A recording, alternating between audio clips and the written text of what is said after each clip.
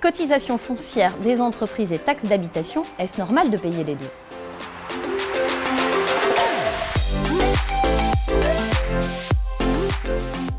Bonjour et bienvenue sur notre chaîne J'optimise mes revenus locatifs. Sur cette vidéo, nous allons aborder le sujet de la cotisation foncière des entreprises et le cumul avec la taxe d'habitation. Peut-être que vous êtes concerné. En tant que propriétaire investisseur, lorsque vous décidez d'opter pour le régime de la location meublée, en principe, vous êtes assujetti à la cotisation foncière des entreprises.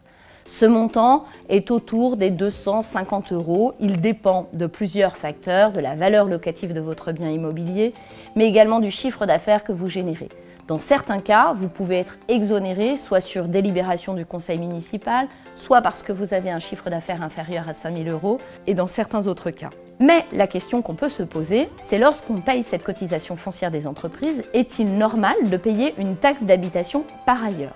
En principe, vous n'êtes pas amené à payer cette taxe d'habitation. La taxe d'habitation, elle était due par l'occupant. Donc si votre logement est disponible au 1er janvier, mais que vous avez mené toutes les actions pour rechercher un candidat locataire, vous n'êtes pas tenu de payer cette taxe d'habitation.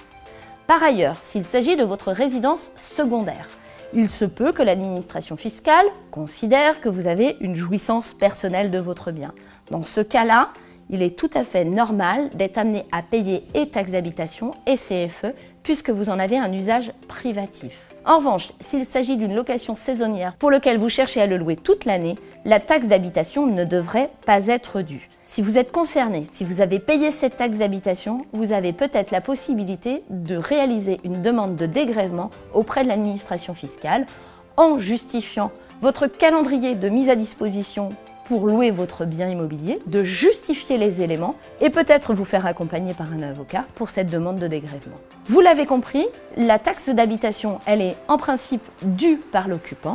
Si vous avez une mixité, c'est-à-dire une jouissance personnelle et une location, il est normal que vous puissiez être amené à la payer. En revanche, si vous destinez votre bien 100% à la location, même en location saisonnière, vous pouvez prétendre à une demande de dégrèvement. Si cette vidéo vous a plu, n'hésitez pas à mettre un j'aime, à vous inscrire à notre chaîne et n'oubliez pas d'activer la petite cloche afin de recevoir nos futures publications. À très bientôt!